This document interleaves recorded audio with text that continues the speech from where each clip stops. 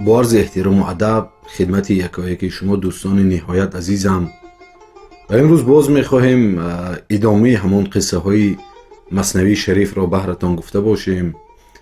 و امروز یکی از بحث های جالبی مثنوی هم هست.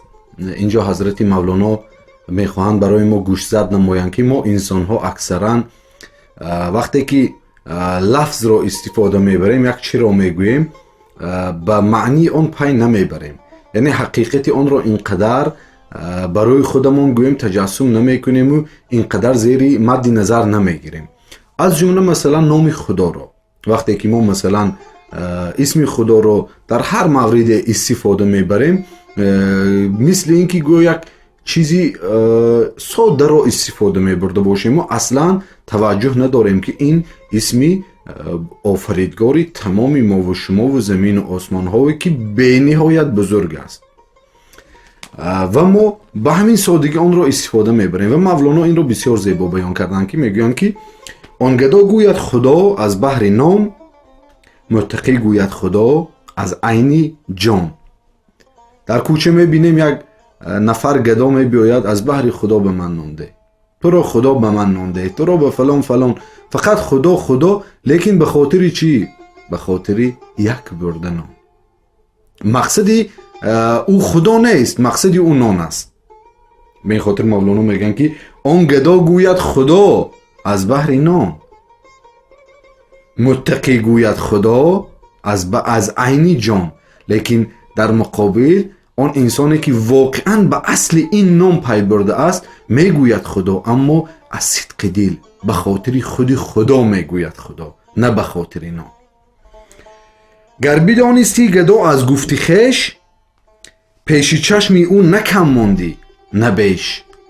اگر آن گدا میدانست که معنی آن خدایی که میگوید چی هست و آن ذات کی هست، نزد او دیگر این چیزها اصلا قدر نداشت.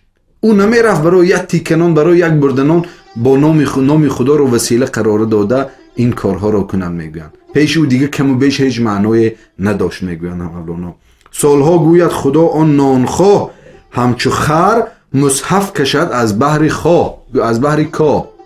یعنی سالها آن مردی نانخواه خدا میگوید اما هیچ مرتبه به اون نمیبخشد، هیچ فایده به جانش نمیکند. چرا؟ چون او مثل کی هست؟ مثل همون خری هست که کتاب شریف را، مصحف را، کتاب مقدس را به خاطر یک لقمه که گویا برده ایستاده باشه.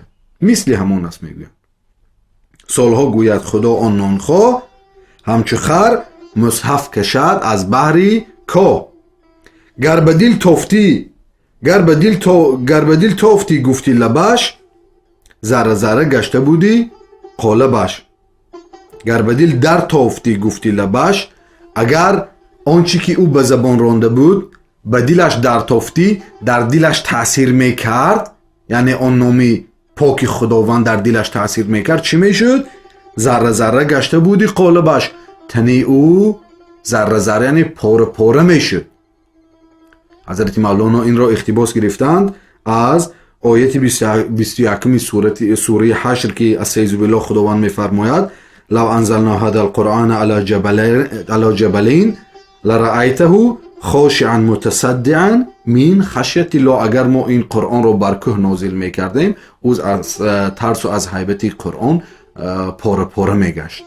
یعنی اگر این انسان ها هم، ما هم که نام خدا را بازی چه قرار دادیم، اگر بزرگی آن نام را میفهمیدیم، میگویند مولانا، پاره پاره میگشتیم ما، نه اینکه او را دیگر یک واسطه به دست آوردن یک پشیز قرار میداریم.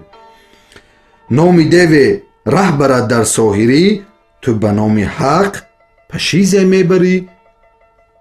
ساحران با نام دیو به مقصد خود میرسند، نامهای شیطان را، نامهای جن و دیوها را استفاده برده کار خود را میکنند. تو میگوید برای چی نام خدا رو برای استفاده بردن این کارها، برای به دست آوردن این چیزها استفاده میبری، حالان که اسم اعظم، نامهای خداوند برای این کارها نیستند. آنها برای اینکه ما را به او نزدیک کنند، مقصد از استفاده بردن این نام ها بلندتر از این هاست، نه برای خاطر یک چیزی که از بین رونده هست. بعد به این منظور حضرت مولانا یک قصه را میارند، میگن که روستایی گاو در آخر ببست، شیر گاوش خورد بر جایش نشست. یک شخص روستایی شب هنگام گاوش را در آخر بست، رفت خواب رفت. نصف شبی شیر آمد گاو را خورد و در جای گاو خوابید. روستایی شد در آخر سوی گاو را میجوست. شب آن کنجکاو دست میمالید بر اعضای شیر، پشت و پهلو گاه بالا گاه زیر. روستایی طبق عادتی هر شبه نصف شبی خیست آمد بر همون عاقلش، گفت گاوم را یک خبر گیرم. گفت آمد در تاریکی جستجو کرد، جای گاوش را دید، او را پیدا کرد. بعد او را مالید، گاه پشتش را، گاه پیش، گاه سرش را، خلاصه او را نوازش میکرد به جای گاوش. اما در اصل او چی بود؟ او شیر بود، چون شیر نصف شبی آمده گاو را خورده در جای او خوابیده بود. گفت شیر ارفشنی افزون شدی، زهرش بدریدی و دیل خون شدی. شیر به خودش گفت اگر یک ذره رفشنی میشد، حالا این صاحب، این مرد زهرش دریده بود، به قول ما تلخش کفیده بود، از ترس که این شیر بوده است. گفته این چنین گستاخ زان میخوردم، کو در این شب گاو میپنداردم. این گستاخانه به این خاطر مرا خاریده ایستاده است که میپندارد که من گاو هستم، حالان که من چی؟ شیر هستم در اصل. حق همه گوید که ای مغروری کور، نزینامم پاره پاره گشتور.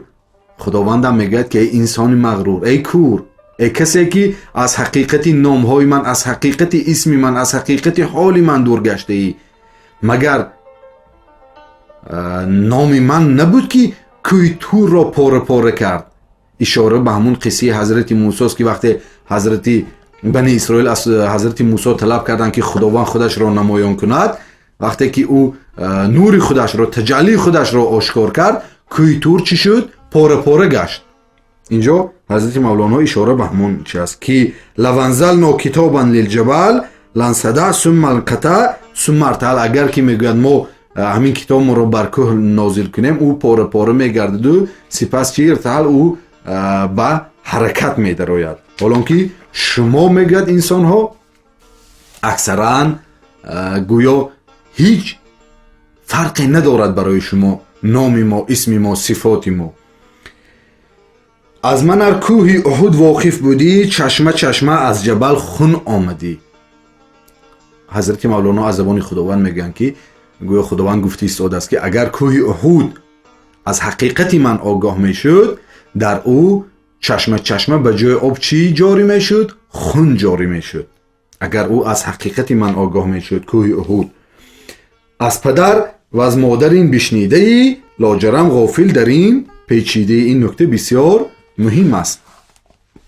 حضرت مولانا میگن که به چی خاطر، برای چی ما وقتی خدا میگوییم هیچ چیز در ما تاثیر نمیکند، گویا که همین طور یک اسم عادی باشد. چون مولانا میگن که از پدر و از مادر این بشنیده ای، تو این چیز را از گذشتگان خودت، از پدر مادرت، از اجدادانت به میراث گرفته ای. تو این را کشف نکردی خودت، تو این را به زحمت به دست نآورده ای که به قدرش رسی. برای چی طلا قیمت است؟ چون برای به دست آوردن طلا زحمت کشیده، او را در زیر کانها به دست آورده و نمیدونم کارکر کرده و سپس اونو میگیریم. لیکن وقتی که اگر او به آسانی به دستی ما رسد، ما به قدرش نمیرسیم. این هم برای ما از پدر مادر، از گذشتگانمون همین طور به آسانی رسیده است. به این خاطر مولانا میگن که از پدر و از مادر این بشنیدی، تو از پدر و مادرت همین خیلی شنیده ای، لاجرم غافل در این پیچیدی. همین طور برای این تو چی غافلانه به او رفتار میکنی، هیچ قدری برایت ندارد. اگر ما ببینیم یک نفری دیگر که مثلا از دیگر دین و از دیگر مثلا چی آمده و خودش جستجو کرده، این را گرفته، فهمیده، قبول کرده باشد، معامله او دیگر است. اما اونه که مثلا همین طرف به ارث گرفته است، فقط یک تقلیدی چی داریم؟ کورکورانه داریم و اصلا به آن کارهایی که میکنیم آگاهی نداریم. گر تو به تقلید از او واقف شوی، به نشان از لطف چون هاتف شوی. اگر تو از این تقلید رها یابی، خودت رو از این تقلیدی کورکورانه که میکنیم آگاهانه این کار را کنی. با کدام راه؟ ما که این را ارثی گرفتیم از پدر مادر. آگاهانه برای مطالعه. دیگر ما باید بخوانیم، آموزیم، حقیقت این را پی بریم. وقتی که به حقیقت این چیزها پی بردیم، اون وقت ما آگاهانه اگر این کار را کنیم، حضرت مولانا میگن که تو اون وقت وجودت مثل ملائکه چی میشود؟ پاک میشود. گویا مثل صدا دیگر تو این چیزی که هستی نیستی، یک مرتبه دیگر را به دست می آوری. بشنوین قصه پی تهدید را تا بدانی آفتی تقلید را. اکنون میگه تو این قصه را شنو که تا آفتی تقلید را دانی که تقلید چی بدیهی داره. بعد به این مناسبت قصه بعدی را برای تقلید و بدی تقلید میارن که نصیب در سبت‌های بعدی میگویم. خب که یک ارتباطی هم به این دارد. اینجا ما که گفتیم که مثلا گدا را مولانا مثال زدن که نام خداوند را برای به دست آوردن نان، یک برده نان استفاده میبرد. البته این یک مصداقش بود، اما در این آینه ما میتوانیم خودمون را هم بینیم. ما روزمره بیهوده با نام خداوند هزاران سوگند و قسم ها یاد میکنیم برای یک چیزهایی که اصلا ارزش ندارد. یا که بعضی ها به اصطلاح بعضی ملاهای ما چیکار میکنن؟ نام خدا، کتاب خدا، دین خدا را وسیله درآمد قرار میدن که این هم به دست. حالا که اونجا گفت که حضرت مولانا گفتن که مگر اون کسایی که ساحرند و نام دیو را با نام دیو و جین ها این کار را میکنن، تو را میخوای نام خدا را انکار کنی؟ نه، این برای این کارها نیست. خب به این خاطر باید ما در این بیت ها گویا مثل یک آینه پیش خود قرار دهیم و خودمون را در آن ببینیم که واقعا این نام پروردگار ما با این پاکی و بزرگی سزاواری این چیزها نیست. و چنانه که بیت آخر را خوندیم، نصیب در سبت بعدی در مورد تقلید و بدی آن گفته میگذاریم که چی پیامدهای بدی برای انسان ها دارد. تا سبت های بعدی دوستان عزیزم، خدا یار و مددگاری شما باشد. خیر عزیزان.